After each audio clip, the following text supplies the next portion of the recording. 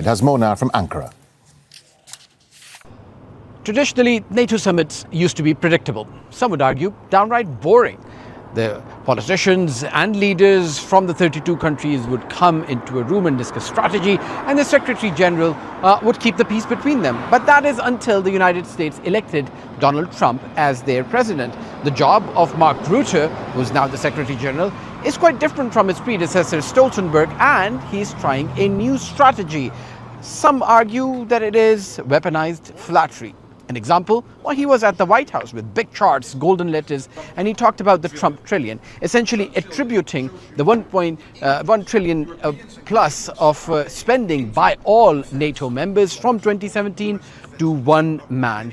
He is completely committed to the NATO alliance, but he is also absolutely clear, as always. This is the great strength of this president.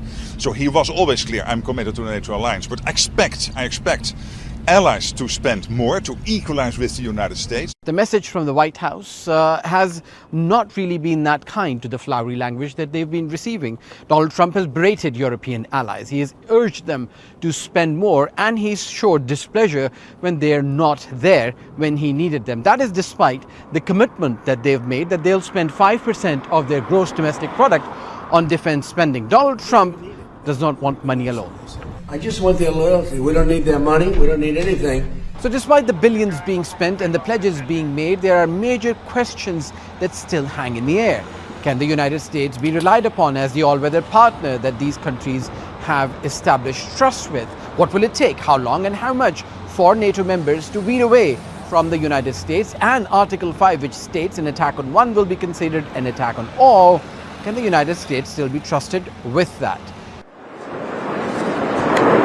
The North Atlantic Treaty Organization, which was based on the Washington Treaty in 1949 here in Ankara, is going to come into question again.